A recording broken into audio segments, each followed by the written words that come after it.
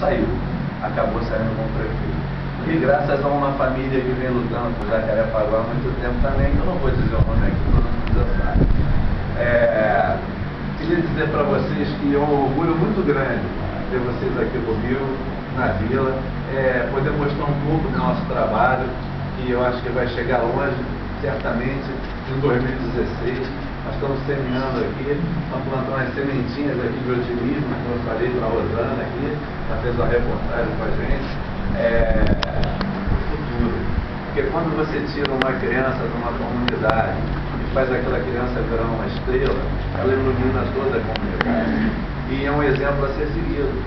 Antigamente o exemplo, né, Romário, era o bandidão, o cara que conseguia um tênis mais rápido, uma bermuda, uma coisa assim. Hoje não. Hoje o exemplo é Bárbara Leôncio, o exemplo é Rosângela Santos, Jefferson, não nome do outro.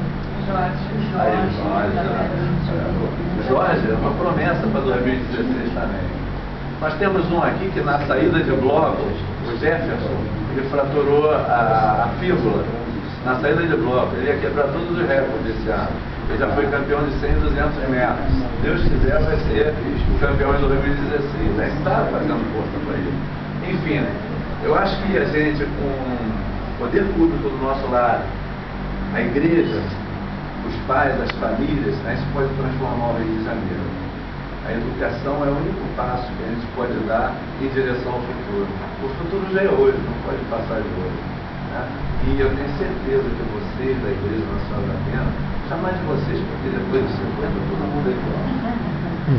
Vocês contribuíram muito para Jacarepaguá. Contribuíram e contribuem. Toda vez que eu vou lá, eu me emociono. Você sobe, quando chega lá, se arrepia. Ou ainda mais agora sabendo que eu fiz parte também desse processo. Nem que tenha sido um grãozinho de areia ali naquela construção, mas eu sei que eu estou junto com vocês, estou junto com meus amigos, e mais uma vez agradeci muito a presença de vocês. Na realidade, hoje nós vamos fazer a doação de um quadro aqui, de 4 quadros. Um seria procurador e teve um problema, o provedor, desculpa, e teve um problema no lugar. Mas o Zezinho, que é representante dele, vai receber. Professor Hilário, você que vai dar o quadro do provedor.